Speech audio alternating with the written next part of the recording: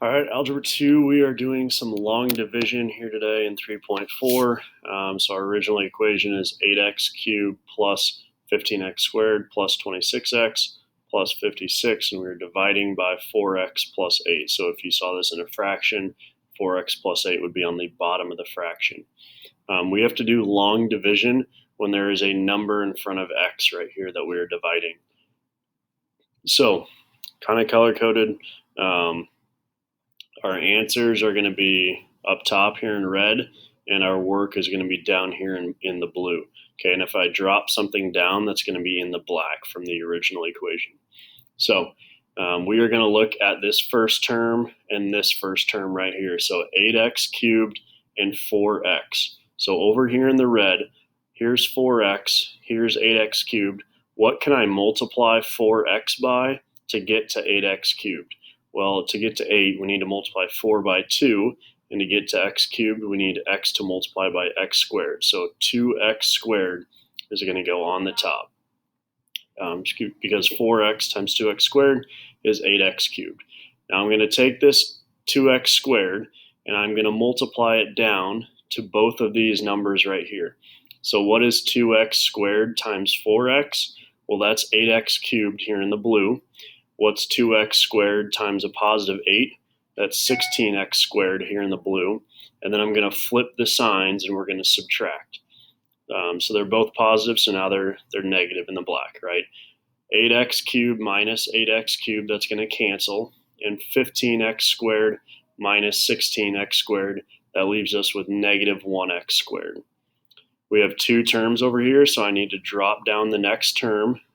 So we have two terms right here. So now we have negative 1x squared plus 26x. And we're going to do the whole thing all over again, but instead of using this lead number, we are using this lead number here in the black. So we have 4x times something equals negative 1x squared. How does 4 get to negative 1? We multiply it by negative 1 over 4.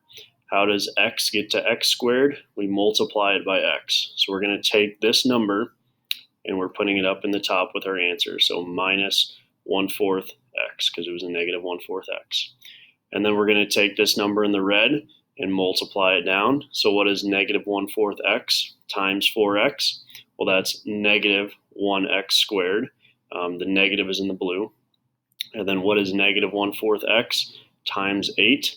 That is negative 2x. And then we switch the signs. So these negatives become the positives that you see. I wrote that in black if you can see it. So these x squareds cancel, and 26x plus 2x is 28x. I'm going to drop down the 56, so now I have two terms just like we do out here. We're going to use this first term. 4x times what equals 28x? That would be a 7. We're going to take this 7, multiply it down, so we have 28x and a positive 56, as you can see over here. And then we're going to switch the signs.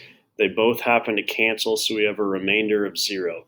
So this up here in the red is our answer, 2x squared minus 1/4 x plus 7.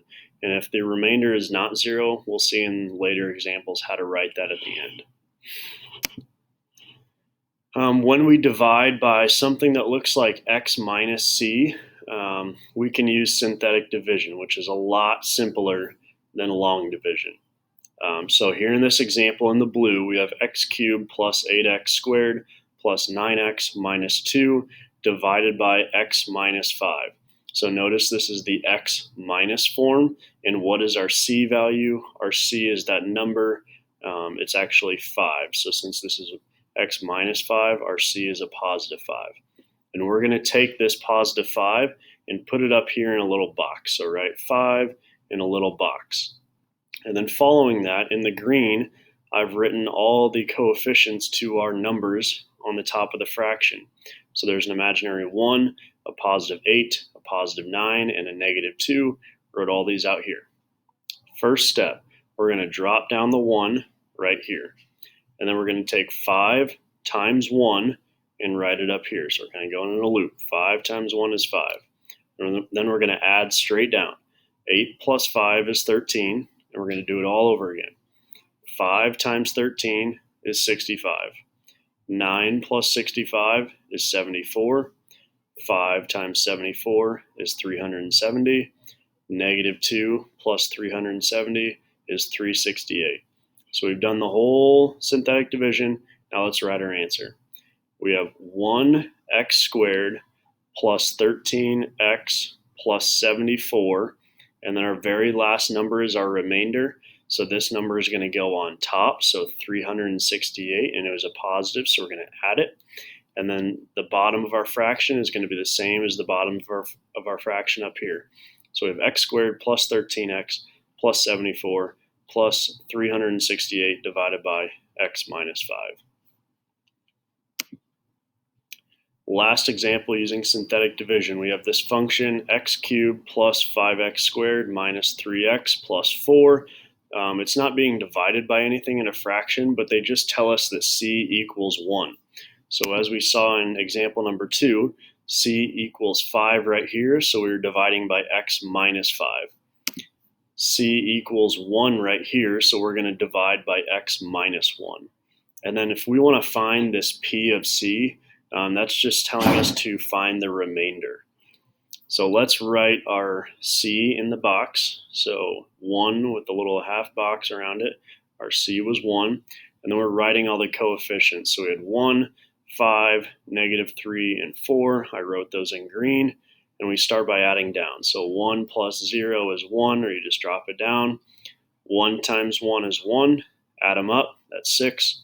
1 times 6 is 6. Add them up. That's positive 3. 1 times 3 is 3. Add them up. That's 7. So our remainder is 7. If we had to write this out for our example, it would be x squared plus 6x plus 3 plus 7 over x minus 1. But all we're looking for was the remainder, so p of c equals 7.